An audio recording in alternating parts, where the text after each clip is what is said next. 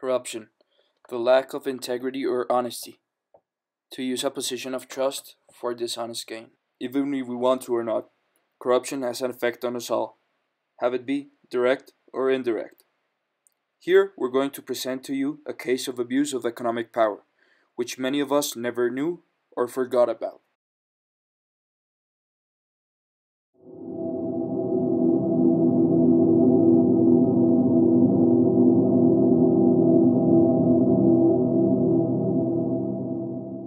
De la comisionista InterBolsa deberán responder por la quiebra de la compañía. InterBolsa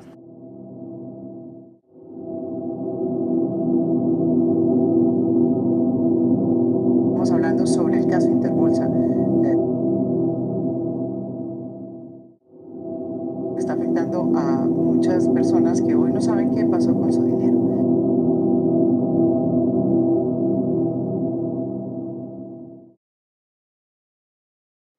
It all started at the end of 2012, when the Colombian economy was at its best, and when the word crisis and recession had long been unused in the country. InterBolsa came to its end after finally being intervened by the government. But it was too late. The damage had already been made. InterBolsa had been involved in a series of shady deals which involved a textile company called Fabricato. InterBolsa saw great potential in this company, so much that they decided to buy as many stock as possible from them. This was done through a financial tool called repo or repurchase agreement, which in its simplest terms is a loan between two people in which the borrower uses the stock he owns in exchange for money. The lender is who receives the stock. Then the borrower buys back his stock at a higher price. The difference in price of the stock is what the lender gains, which is a kind of interest called repo rate.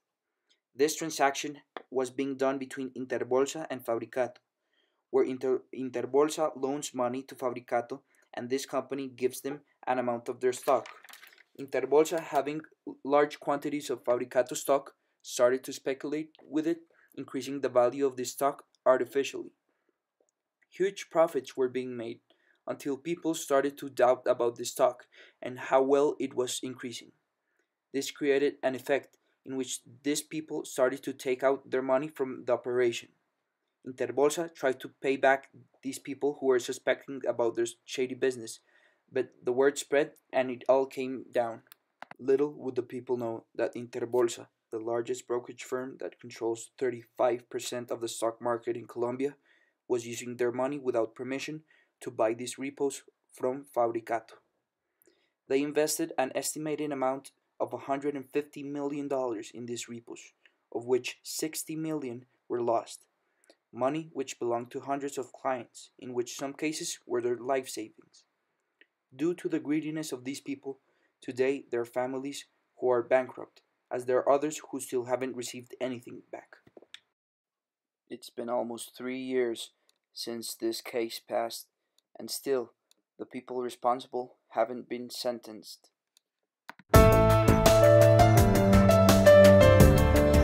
Why do you think the people responsible for InterBolsas did not get punished?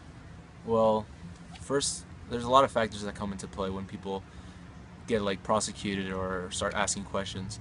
And in Colombia, there's always this recurring factor that is people don't know exactly who they're messing with and how much power and influence that person has, and that always tends to scare people away. And when people get scared away, they tend to just drop all the charges, drop all the questions they had, and no one ever picks up on them later. And that doesn't justify anything, but I mean that's the main reason, I believe. How do you think Colombia gets affected when people with money get away with illegal actions and don't go to jail? I think it affects Colombia because it sets a bad example for our society, and it further deepens the gap between the members of our community by creating further social problems. For example, I mean, it shows to the less fortunate people that they don't have benefits and that they're gonna have rougher lives, even though we're all equal. it's not about the feeling, it's about the understanding of the issue of this country, which is the corruption in all levels of the government. That's a clear example. When people, like the people managing InterBolsa, do what they have done to the financial system, and there is no punishment, the message sent to the society is completely wrong. Is you can do whatever you want, that nothing will happen to you. Now, why that things happen? Because of the power of members of the society, of the financial community. The financial system in this country is almost a monopoly between three families that basically put a lot of pressure on the government. The government feel it, and the government is not doing anything. Then when you see a democracy where one of the powers, which is the judicial system, is not working properly, that's a damage to the system, and a damage of the long term for this country. It's not about the feeling, it's about, again, the understanding of how those things, or this thing particularly, affect the whole system.